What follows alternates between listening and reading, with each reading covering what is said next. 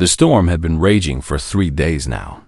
Thunder shook the cave walls and lightning turned the night sky white. Rain fell so hard, it sounded like stones hitting the ground outside. Inside the cave, the Valari huddled together for warmth. They were wolf-like creatures, covered in thick gray fur, with sharp claws and teeth made for tearing meat. Their yellow eyes glowed softly in the darkness. Once, they had been a proud pack of 30 hunters. Now, only 11 remained. The Dominion slavers had come without warning 2 months ago. Their ships had descended from the sky like angry birds of metal. They had captured most of the pack and killed those who fought back. The survivors had fled into the deep forests of Verdun 7, this green moon that had been their home for generations. Kira sat alone in the corner of the cave, away from the others. She was young, barely past her first molt, when a Valari cub begins to grow their adult fur. Her coat was still patchy in places, a mix of the soft brown fur of childhood and the harder gray fur of adulthood. But that was not why she sat alone. Her left foreleg was bent at a wrong angle. The bone had been broken when a slaver kicked her during the attack. It had healed badly, twisted, and weak. She could not put her full weight on it. She could not run. And among the Valari, those who could not run could not hunt. Those who could not hunt were nothing. Kira watched the others sleep, pressed against each other in a pile of fur and warmth. No one had invited her to join them. No one had spoken to her in days, except to give her scraps of food that the hunters brought back. She was already a ghost to them, already dead in their eyes. Elder Torak stirred from his place at the center of the sleeping pile. He was old, his muzzle gray with age, but his eyes were still sharp. He had led this pack for 20 years. He had seen bad times before. But Kira could see the worry in the way he held his ears flat against his head. The old leader stood and stretched. He walked to the mouth of the cave and looked out at the rain. After a long moment, he spoke loud enough for all to hear. "We move at dawn. The slavers are still searching for us. We must go deeper into the forest, find a new den." The others woke slowly, yawning and stretching. Kira felt her heart sink. She knew what was coming. "Elder Torak," she said, her voice small in the large cave. "May I come with the pack?" Silence fell. The other Valari looked away from her. Some stared at the ground. Others suddenly found the cave walls very interesting. No one would meet her eyes. Torak turned to face her. His expression was not cruel. If anything, he looked sad. But his words were hard. "You cannot hunt, young one. You cannot run. You would slow us down. The slavers would catch us because of you." He paused and took a breath. "The old ways are clear. Those who cannot contribute to the pack cannot stay with the pack. I am sorry, Kira. Truly, I am. But we must leave you behind." Kira had known this was coming. She had prepared herself for it. But hearing the words still felt like claws tearing at her chest. "I understand," she said quietly. "It is the way." Torak nodded and turned back to watch the storm. The matter was settled. Kira limped to the back of the cave and lay down on the cold stone. She would not cry. Valari did not cry. She would accept her fate with dignity. When the pack left in the morning, she would stay here. She would survive as long as she could. And when she could not survive any longer, she would die alone, as was proper for one who was nothing. She closed her eyes and tried to sleep. The thunder continued to roar outside. Then came a sound that was not thunder. A screaming, tearing sound, like the sky itself was being ripped apart. Kira's eyes snapped open. The other Valari were on their feet, ears up, noses twitching. "A ship," one of the hunters said. "Something is falling." They rushed to the cave mouth and looked out. Through the rain, they could see fire streaking across the sky. A small ship, trailing smoke and flames, was plummeting toward the valley below. It disappeared behind the trees, and a moment later, The ground shook with the impact. Slavers? Someone asked. No, Torek said slowly. Too small. A different kind of ship. They watched as the glow of the crash fire lit up the rain. After several minutes, a figure emerged from the tree line at the edge of the valley. Even from this distance, even through the rain, Kira could see it was not a Velari. It was not a Dominion slaver either. It walked on two legs, upright like the slavers did, but it was smaller. Much smaller. It wore strange coverings on its body and moved slowly, one hand pressed to its head. Even from far away, Kira could smell blood. What is it? A young hunter asked. Human, Torek said. The word came out like a curse. I have heard of them. A weak species. No claws, no fangs, no natural weapons. They should have died out long ago, but somehow they built ships and spread across the stars. He snorted. Prey animals playing at being predators. The human stopped at the edge of the tree line. It looked up at the cliff where the cave was hidden. It should not have been able to see them. The cave was dark, the rain was heavy, and Velari were masters of hiding. But the human looked right at them, and then it smiled. Despite the blood running down its face, despite the rain and the cold and the burning wreck of its ship behind it, the human smiled. I know you're there, the human called out. Its voice was strange, higher than a Velari voice, but clear even through the storm. I'm not going to hurt you. Torek growled low in his throat. Ignore it. It will die soon enough. Humans are fragile. But Kira found herself staring at the creature below. There was something in the way it stood, straight and unafraid, despite being injured and alone in an unknown forest. Something in that smile that she did not understand. The human sat down on a rock and began tending to its wounds. It did not try to find shelter from the rain. It did not seem afraid. Kira thought about what Torek had said. She was already considered dead. Already nothing. What more could she lose? Before she could think better of it, she limped toward the cave entrance. Kira, no, Torek said. It could be dangerous. She turned to look at the elder. You said I am already dead to the pack. What does it matter what I do now? Torek had no answer for that. Kira began the slow climb down toward the valley. Behind her, the pack watched in silence. The rain continued to fall, and below, the human waited. The climb down the cliff was painful. Every step sent sharp jolts through Kira's damaged leg. The wet rocks were slippery, and twice she nearly fell. But she kept going. She did not know why. Something pulled her toward the strange creature below. The human watched her approach. It did not run. It did not attack. It simply sat on its rock and waited, still pressing a piece of cloth against the wound on its head. When Kira finally reached level ground, she stopped a few body lengths away from the human. Up close, it looked even stranger than from far away.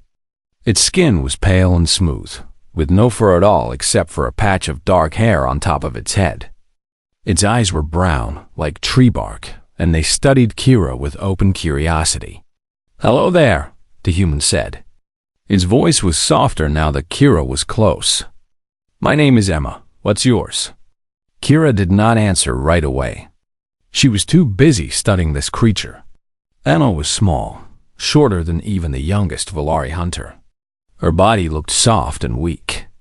No claws on her hands, just blunt little nails. No fangs in her mouth, just small flat teeth. How did this species survive at all? I am called Kira, she finally said. You should not be here. This forest is dangerous. Emma laughed. It was a strange sound, light and warm, despite everything. My ship would agree with you. Engine failed in orbit. Unlucky to be alive. She tilted her head, looking at Kira's leg. You're hurt. Kira felt shame burn through her.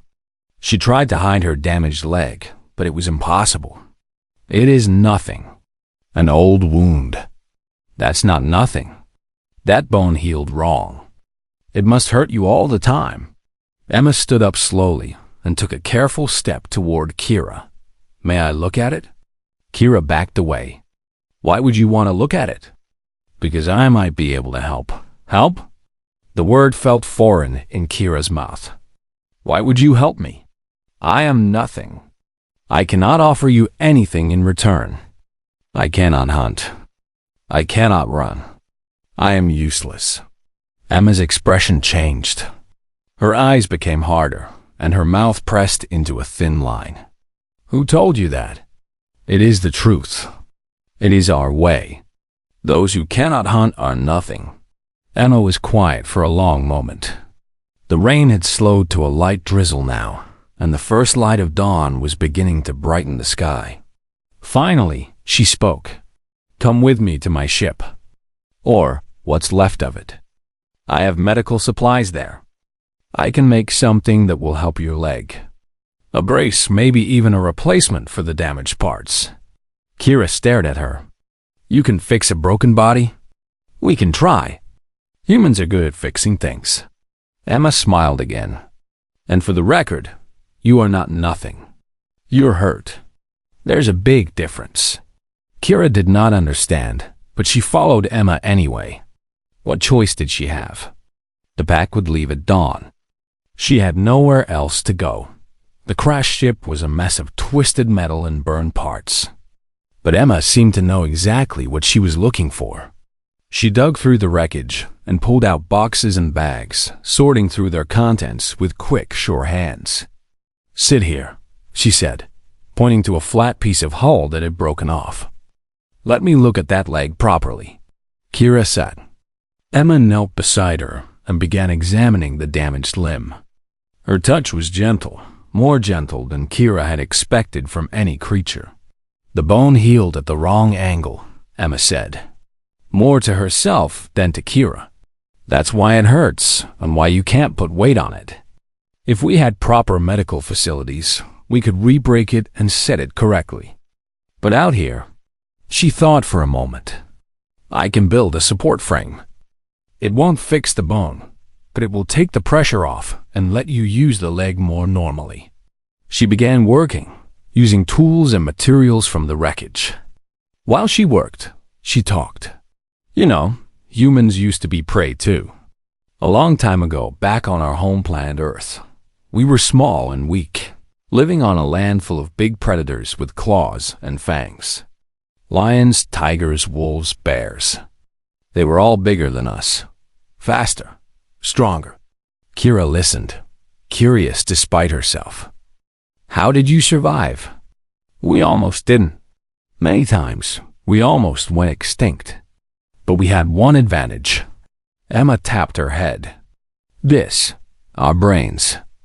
We couldn't outrun the predators, so we learned to outsmart them. We made tools. Sticks became spears. Rocks became weapons. We learned to work together, to hunt in groups, to plan ahead. She held up a piece of metal she had been shaping, and we learned to adapt.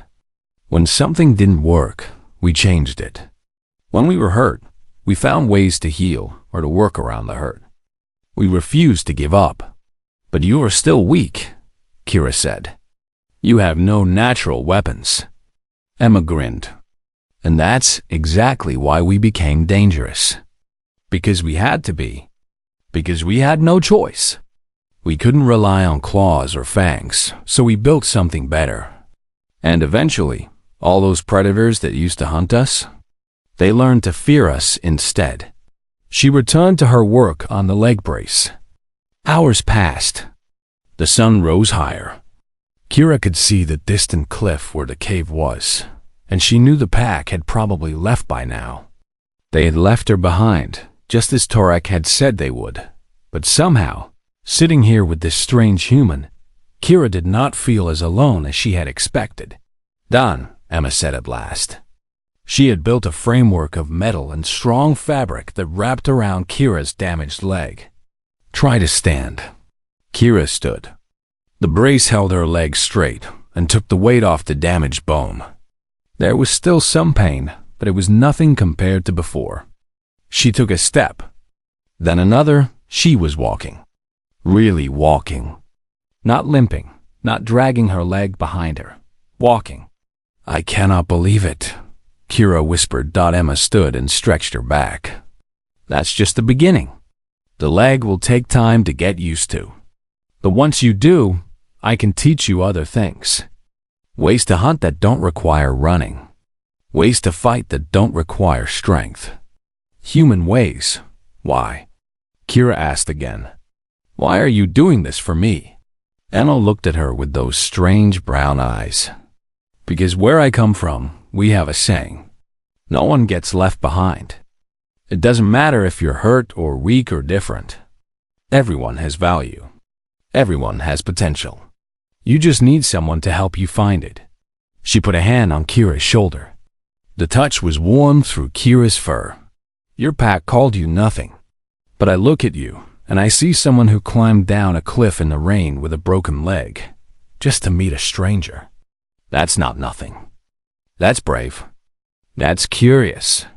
That's exactly the kind of person who can become something amazing. Kira did not know what to say. No one had ever spoken to her like this. No one had ever seen anything in her except a burden. Up on the cliff, she saw movement. The pack had not left after all. They were watching. Let them watch, Kira thought. Let them see what this human thinks I can become. Teach me, she said to Emma. Teach me the human ways. Emma smiled. With pleasure. Days turned into weeks. Emma built a small shelter from pieces of her crashed ship, and Kira stayed with her instead of returning to the pack. At first, she expected the other Valari to forget about her entirely. But she was wrong. Every day, she would see them watching from the tree line. Sometimes it was the young hunters, curious about what the human was doing. Sometimes it was Elder Torak himself, his yellow eyes unreadable from a distance. They never came close. They never spoke. But they watched. Emma did not seem to mind the audience. She was too busy teaching Kira. The first thing you need to understand, Emma said one morning, is that there is more than one way to hunt. Your pack chases their prey. They run it down with speed and catch it with strength. But humans cannot do that. We are too slow. So we learn different methods. She led Kira into the forest, walking slowly so Kira could keep up with her new leg brace. The device was working better every day. Kira was learning to move with it, to trust it. Look at this, Emma said, stopping beside a small trail worn into the dirt. Animal tracks. Something comes this way often. See how the grass is bent? How the soil is pressed down? This is a path that gets used again and again. Kira sniffed the ground. Small creatures. The kind we hunt for food. Exactly. Now, your pack would wait here and chase the creature when it appeared. But what if we didn't have to chase it at all? What if we could make it come to us? Emma pulled some thin wire from her pocket. She had salvaged it from her ship. With quick practiced movements, she created a loop and attached it to a bent branch. This is called a snare. When the animal walks through here, it steps into the loop. The loop tightens around its leg. The branch tries to spring back up and holds the animal in place. All we have to do is come back later and collect our catch. Kira frowned. That seems wrong. Where's the chase? Where is the honor of the hunt? Honor doesn't fill an empty stomach, Emma said, not unkindly. Results are what matter. If the goal is to eat, then the method that gets you food is the right method. Everything else is just stories we tell ourselves to feel better. She finished setting the snare and stepped back. But let me ask you something. Is it honorable to let members of your pack starve because they cannot hunt in the traditional way? Is it honorable to abandon the injured and the old because they cannot run?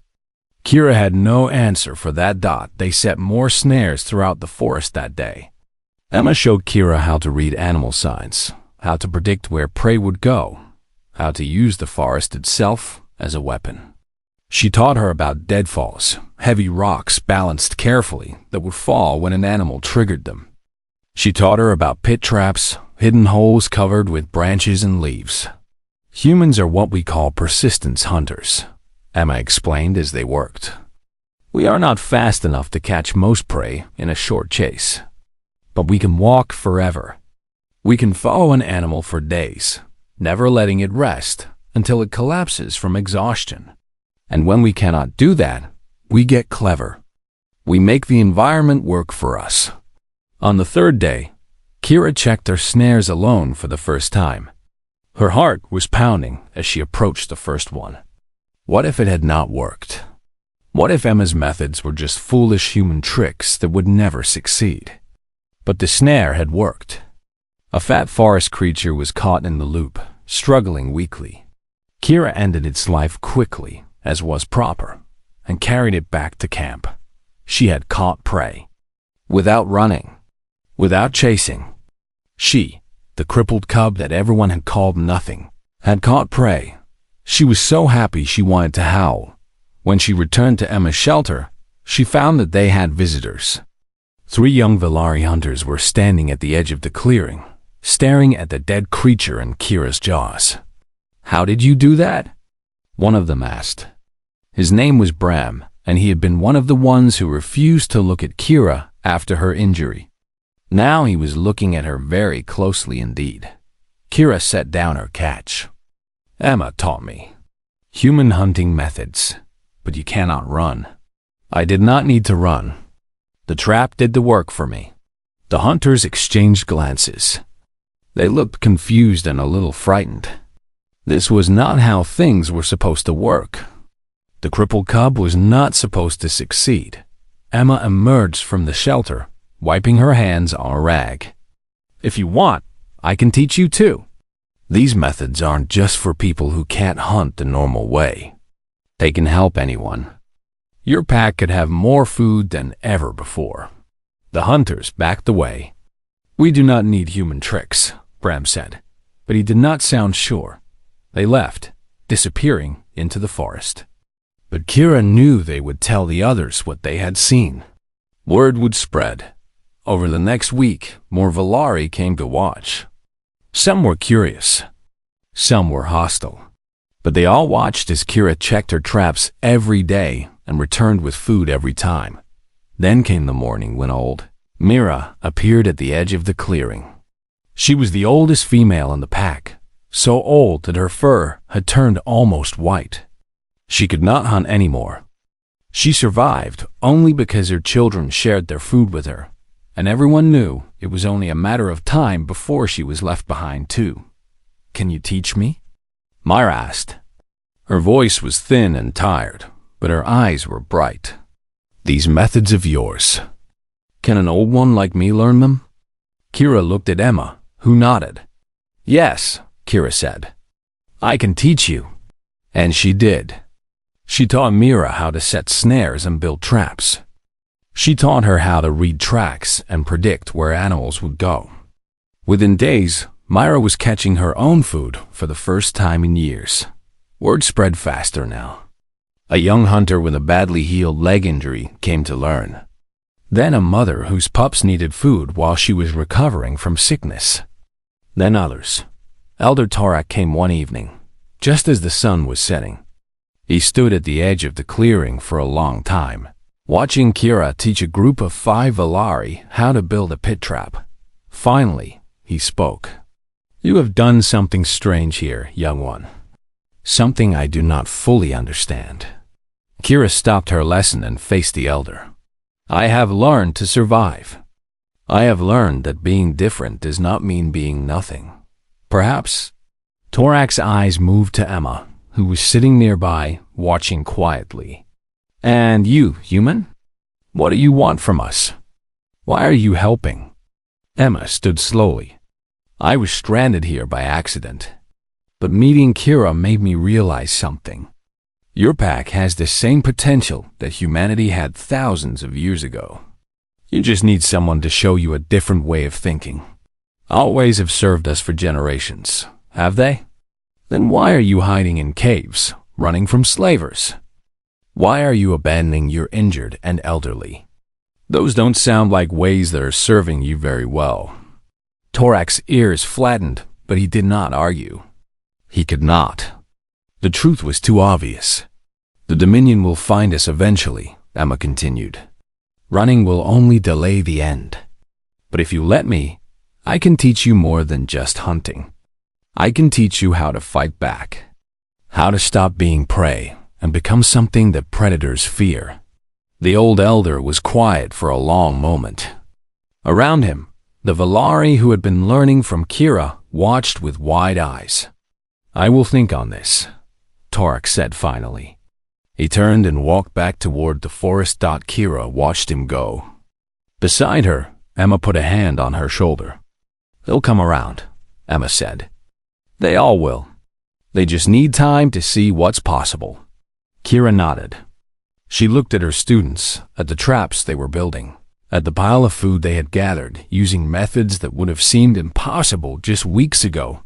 Change was coming. She could feel it, and she was no longer nothing. She was a teacher. 3 weeks had passed since Emma's ship crashed in the valley. The camp had grown larger now. More than half of the pack had come to learn from Emma and Kira. They had built more shelters, set up dozens of traps throughout the surrounding forest, and gathered more food than the pack had seen in months. Even Elder Torak had started visiting regularly, though he still would not admit that the human methods were better than the old ways. He just watched, his yellow eyes taking in everything, saying little. Kira's leg was stronger than ever. Emma had improved the brace twice, and now Kira could walk almost normally. She still could not run as fast as the healthy hunters, but she did not need to. Her traps did the running for her. It was a cool morning when the scout came crashing through the trees. Young Tam, one of the fastest runners in the pack, burst into the clearing with his ears flat against his skull and his eyes wide with terror. Ships, he gasped. Dominion ships. 3 of them, landing in the northern valley. The camp went silent. Every Valari froze. They knew what Dominion ships meant. Slavers, chains, death for those who resisted. Elder Torak was on his feet instantly. We must run. Gather the pack.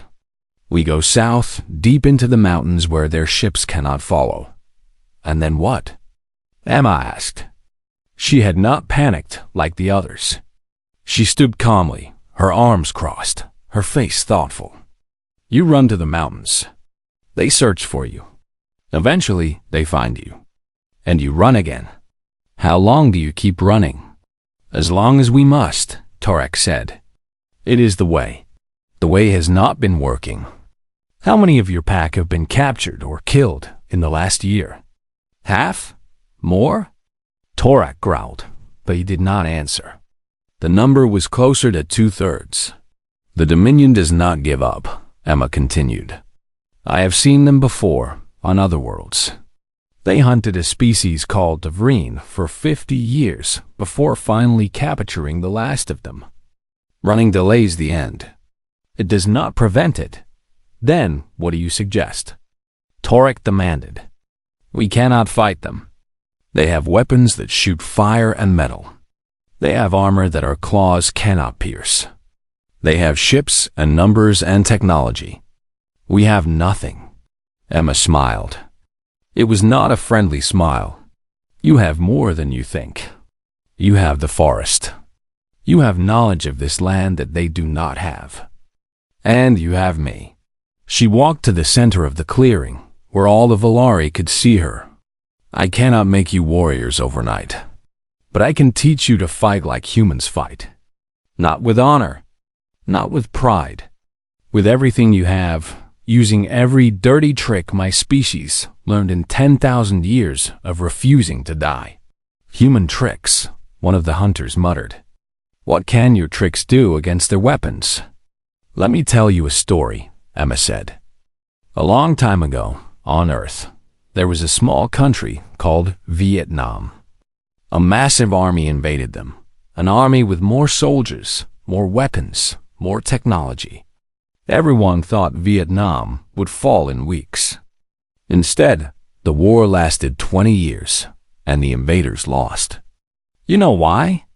Because the Vietnamese people used their land against the enemy. Traps, ambushes, hit and run attacks. They never fought fair, and they never gave up. She looked around at the gathered Valari. Humans have been fighting bigger, stronger enemies since we first picked up sticks and rocks. We got very good at it. And now I am going to teach you everything we learned. Kira stepped forward. Her metal leg brace gleamed in the morning light. I will learn. Old Myra joined her. I will learn. I would rather die fighting than be taken as a slave. One by one, others stepped forward. Young hunters. Old females. Even some of the cubs, though Emma gently sent them to safety. In the end, more than 30 Valari stood ready to fight. Elder Torak was the last. He looked at his pack, at these people who had chosen to stand instead of run. Then he looked at Emma. You are certain this can work? No, Emma said honestly. Nothing is certain in war. But I am certain that running will not work. This is the only chance you have. Torak closed his eyes for a long moment. When he opened them again, something had changed. The fear was still there, but it was buried now beneath something harder. Then teach us human. Teach us your dirty tricks. Emma nodded and immediately began giving orders. The next 2 weeks were a blur of activity.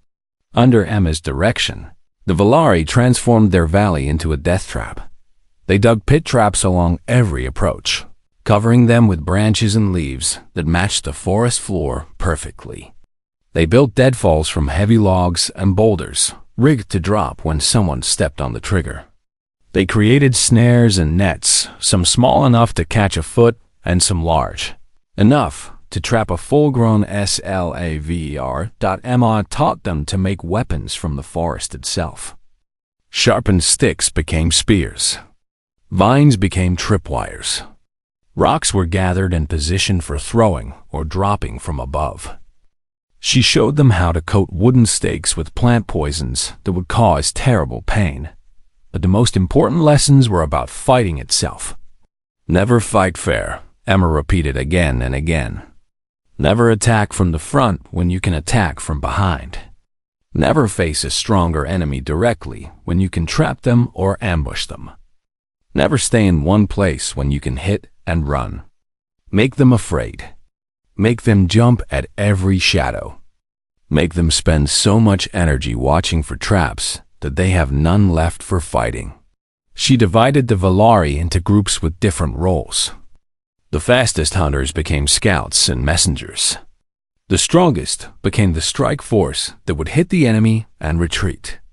And the slowest, the old and injured who had learned Kira's trapping methods, became the most important group of all.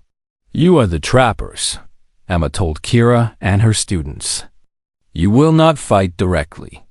You will prepare the ground. You will guide the enemy into kill zones. You will make this forest hate them. Kira felt pride swell in her chest. The crippled cub who had been called nothing was now leading a team that might save the entire pack. The scouts reported that the slavers were moving slowly, searching the forest sector by sector. They had about 40 soldiers, heavily armed, plus their commander, a hulking creature named Voss. They were confident. They expected easy prey. On the night before the battle, Emma gathered everyone together. Tomorrow they come. They think you are prey. They think you will run and hide and beg for mercy. They are wrong. Her voice was steady and strong. You are not prey. Not anymore. You are the thing that hunts the hunters. You are the trap that closes. You are the forest itself, and the forest is angry. She looked at each of them in turn. Some of you may die tomorrow. That is the truth, and I will not lie about it. But if we do this right, most of you will live. And more importantly, you will be free. Truly free, for the first time in years. The Dominion will learn that hunting you costs more than you are worth. They will leave and never return. Elder Torek stepped forward. I was wrong about you, human. I called your kind weak. I see now that I did not understand what true strength was. Emma smiled. We are weak in many ways, but we learn to make weakness into something else. Tomorrow, you will see what that looks like. That night, no one slept much. They checked their traps one final time. They sharpened their weapons. They said quiet goodbyes to those they loved, just in case. Kira sat at the edge of camp, looking up at the stars. Somewhere up there were the worlds that the Dominion ruled, billions of slaves serving cruel masters. Somewhere up there was Earth, the planet that had produced Emma and all of her dirty, beautiful, effective tricks. Tomorrow would decide everything.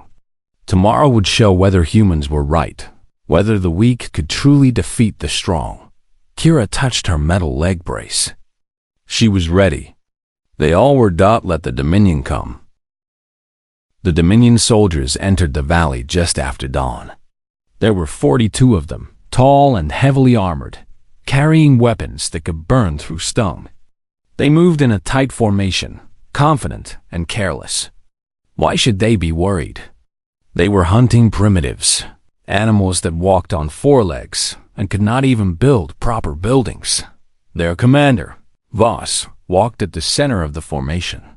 He was even larger than the others, his scales a dark purple, his eyes red and hungry. He had hunted 100 species across a dozen worlds. He had never failed to bring back his prey. Spread out, Voss ordered. They are here somewhere. I can smell their fear. The soldiers spread into a wider formation, moving through the trees. They did not notice the thin vines stretched across their path. They did not see the slight depressions in the ground where pits had been dug.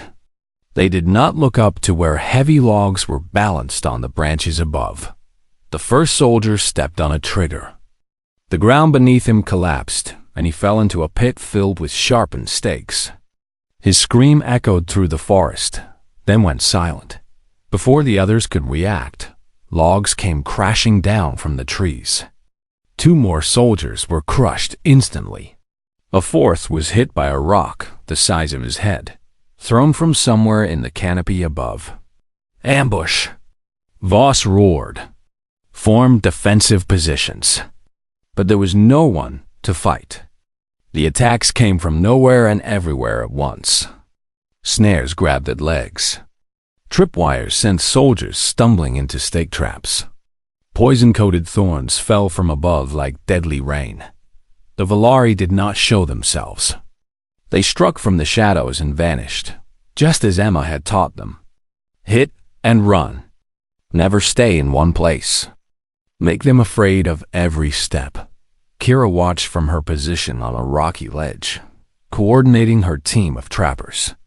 They had spent 2 weeks preparing this valley, turning every path into a death trap.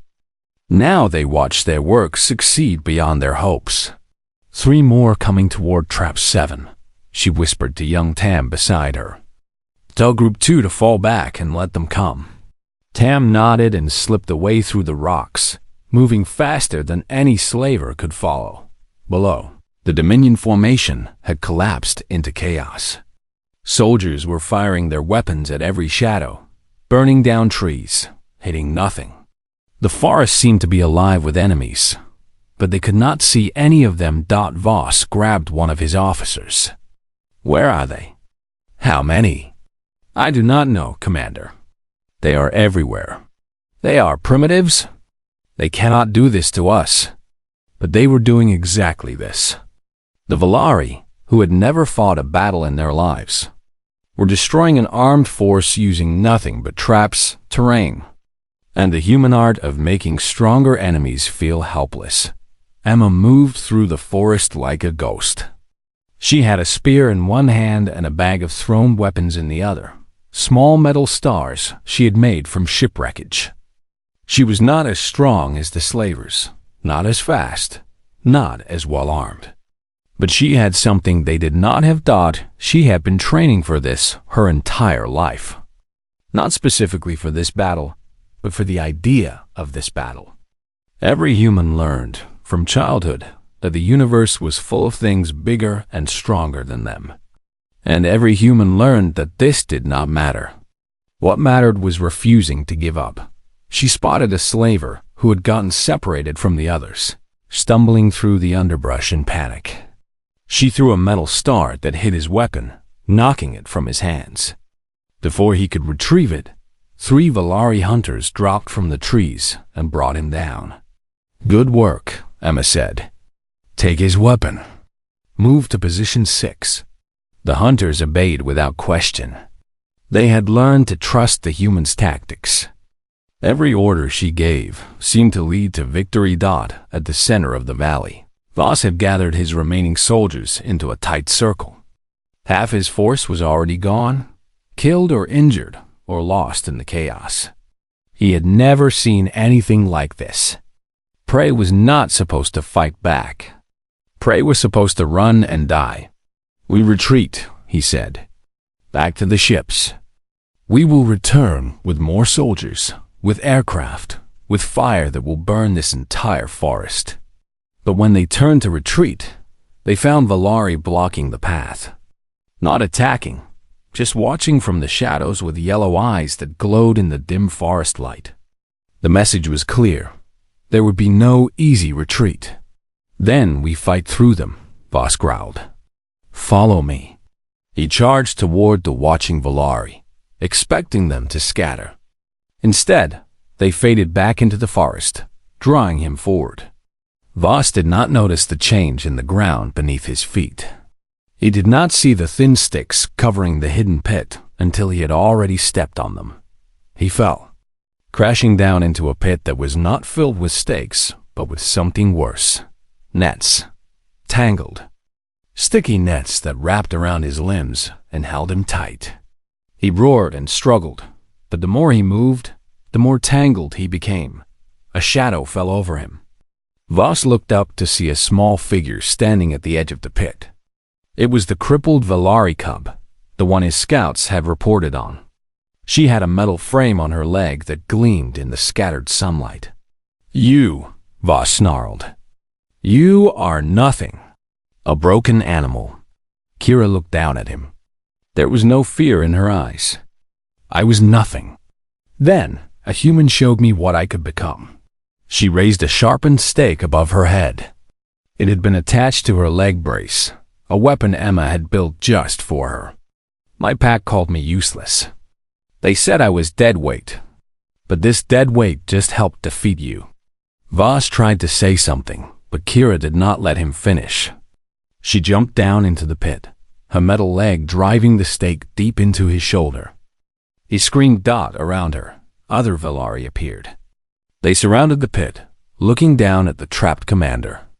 Behind them, his remaining soldiers had been captured or killed.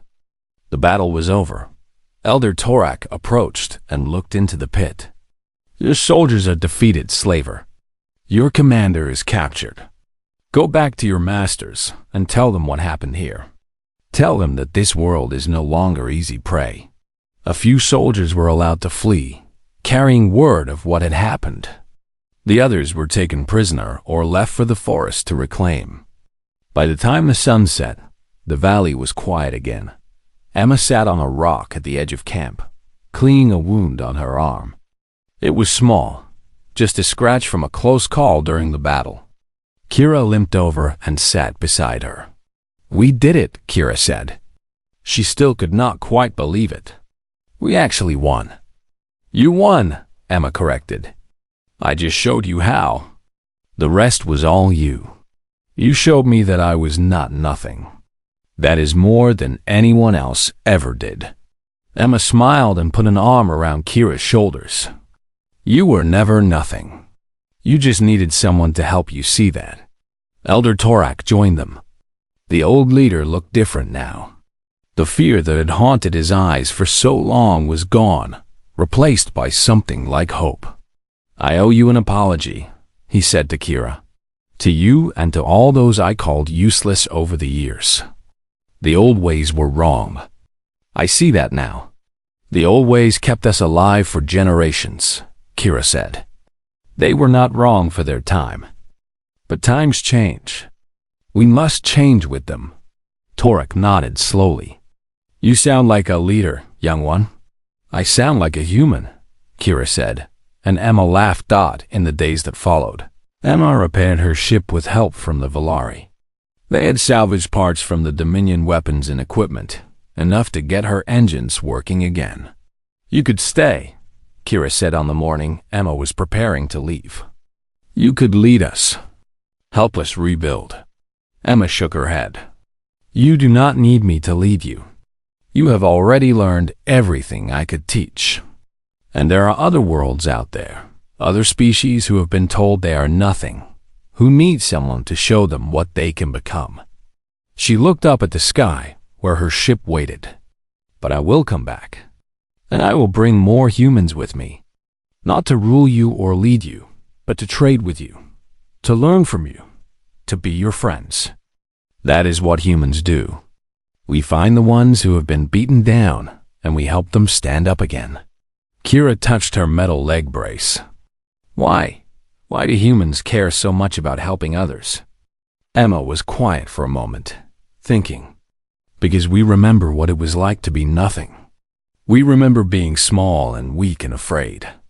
And we decided a long time ago that if we ever got strong, we would not use that strength to hurt others like we were hurt. We would use it to lift others up. She put a hand on Kira's shoulder. The universe is full of empires that take and conquer and destroy. Humanity decided to be different. We decided to be the ones who help. Kira thought about this for a long time after Emma left. She watched the human ship rise into the sky and disappear among the stars.